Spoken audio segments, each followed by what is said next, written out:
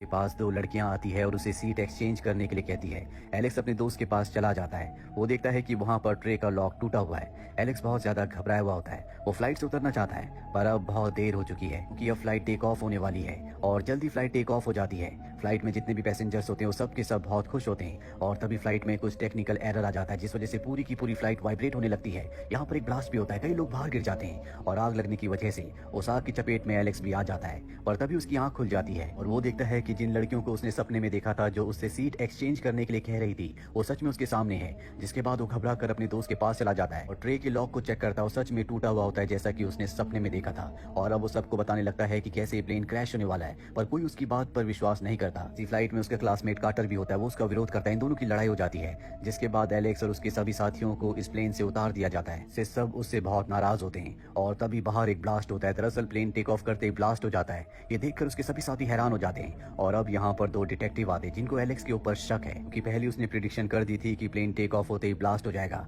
पर यहाँ पर डिटेक्टिव्स के पास उसके खिलाफ कोई भी सबूत नहीं होता, इसीलिए उसे छोड़ दिया जाता है। और अब कुछ दिनों बाद दिखाया जाता है कि प्लेन क्रैश में 39 लोगों की मृत्यु हुई थी की याद में एक मेमोरियल रखा जाता है। वहाँ पर एलेक्स भी होता है। एलेक्स के दोस्त टॉड के पिता उसे घूर घूर कर देख रहे होते हैं कि उस ब्लास्ट में उनके छोटे बेटे की मृत्यु हो गई थी और इसके लिए वो एलेक्स को जिम्मेदार समझते हैं। लेकिन यहाँ पर वो लोग जो एलेक्स की वजह से प्लेन से उतर गए थे वो सब समझते हैं कि एलेक्स ने उनकी जान बचाई है, जिसमें क्लेयर नाम की एक लड़की भी होती है जो उसकी दोस्त है और वो उसे एक व्हाइट कलर का रोज देती है। रात को एलेक्स जब अपने कमरे में होता है तो उसकी विंडो पर एक आउल आकर बैठ जाता है। उसे भगाने के लिए वो मैगजीन उसकी तरफ फेंकता है जो टेबल फैन पर अटक जाती है। उसके बहुत सारे टुकड़े हो जाते हैं। इनमें से एक टुकड़ा एलेक्स के पास आता है और उस पर लिखा होता है टॉड, यानी कि अब टॉड की बारी है। पिछली बार जब ब्लास्ट होने वाला था उससे पहले टॉड भी उसके साथ प्लेन से उतर गया था। इसका मतलब ये है कि अब टॉड की बारी है। हालांकि उसके मरने का वक्त वो था पर एलेक्स की वजह से उन्होंने मौत को चीट कर दिया था। पर जिसकी जब मौत लिखी होती है वो जरूर होती है और अब टॉड की बारी है। टॉड को बचाने के लिए उसके घर जाता है लेकिन उसे पता चलता है कि टॉड की मृत्यु हो चुकी है। टॉड के पेरेंट्स को लगता है कि ऐसा टॉड ने खुद किया है पर यहाँ एलेक्स को पता है कि ये टॉड ने नहीं किया बल्कि बाथरूम में फिसलकर उसकी मृत्यु हुई थी। और टॉड के पेरेंट्स उसकी बात नहीं सुनते जिसके बाद वो अपनी दोस्त क्लेयर के पास जाता है क्योंकि क्लेयर उस पर विश्वास करती है। वो क्लेयर से कहता है कि हमें मॉर्चरी जाना होगा ताकि हमें टॉड की मृत्यु का कारण पता चल सके। ये दोनों के दोनों मॉर्चरी जाते हैं जहाँ पर मॉर्चरी का एम्प्लॉय ने बताता है कि मौत हर किसी के लिए कोई ना कोई तरीका जरूर ढूंढ के रखती है और पिछली बार तुमने सबको बचा लिया था लेकिन अब मौत ने सबके लिए कुछ न कुछ प्लान बना रखा होगा। और टॉड की मृत्यु अपने आप नहीं हुई, उसने अपने आप को बचाने की कोशिश की थी पर क्योंकि मौत ने उसके लिए खास डिजाइन बनाया था इसीलिए वो बच नहीं पाया। उस दिन जितने भी लोग उस प्लेन से बचे थे ये सब के सब एक बार फिर से मिलते हैं लेकिन तभी एक बस की वजह से इनके एक और साथी की मृत्यु हो जाती है। यहाँ पर हर कोई समझ जाता है कि उस दिन तो ये बच गए थे लेकिन अब मौत इनका पीछा नहीं छोड़ेगी। ये किसी न किसी तरीके से एक एक करके अपने साथ ले जाएगी लेकिन किसी को नहीं पता कि किसका नंबर कब है।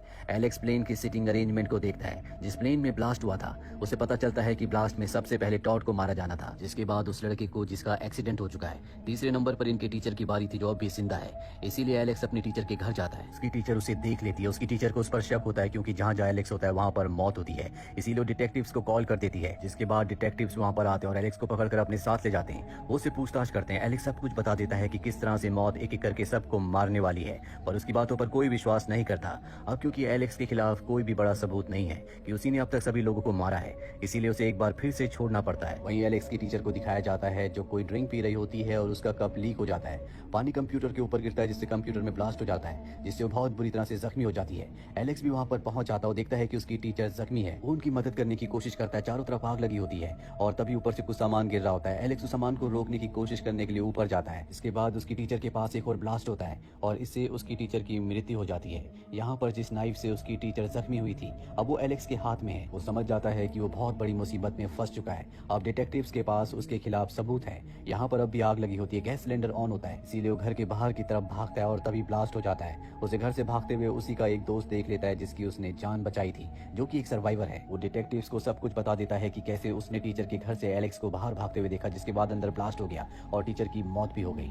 डिटेक्टिव्स के पास अब सबूत है, इसीलिए वो एलेक्स को अरेस्ट करना चाहते हैं पर एलेक्स अपने घर पर नहीं होता। क्लेयर को पता है कि वो कहाँ है, इसीलिए वो अपने उस दोस्त के साथ जिसने एलेक्स के खिलाफ गवाही दी है उसके साथ वो एलेक्स के पास जाती है। दरअसल ये जानना चाहते हैं कि अब अगली बारी किसकी है। अगली बारी कार्टर की होती है। ये कार्टर के पास जाते हैं और जब चारों के चारों गाड़ी से जा रहे होते हैं तो कार्टर कहता है कि अगर मरना ही है तो क्यों ना मौत अपनी मर्जी से आए और वो अपनी गाड़ी को रेलवे ट्रैक पर खड़ा कर देता है। हालांकि तीनों के तीनों तीनों भाग जाते हैं, लेकिन कार्टर अब भी गाड़ी के अंदर रहता है। वहीं दूसरी तरफ से इस ट्रैक पर ट्रेन आ रही होती है। कार्टर डर जाता है और वो तय करता है कि वो गाड़ी से निकल जाएगा, पर गाड़ी अब लॉक्ड हो चुकी है। साथ ही उसकी बेल्ट भी नहीं खुल रही होती, जिसका मतलब ये है कि ट्रेन के रूप में मौत उसके करीब आ रही है। पर इससे पहले कि ट्रेन से वो कुचलकर मारा जाता, एक बार फिर से एलेक्स उसकी जान बचा लेता है। इसका मतलब ये है कि इन्होंने डेथ को चीट किया है। अब क्योंकि कार्टर बच चुका है, इसीलिए डेथ अब दूसरे के पास जाएगी जिसका अगला नंबर है। पर इससे पहले कि उसके बारे में पता लगाते, इन कार से टकराती है और कार का एक टुकड़ा इनके उस साथी के सर पर लगता है जिसने एलेक्स को घर से बाहर भागते हुए देखा था, जिससे उसकी मौत हो जाती है। ये समझ में आ जाता है कि अगर ये डेथ को चीट कर दे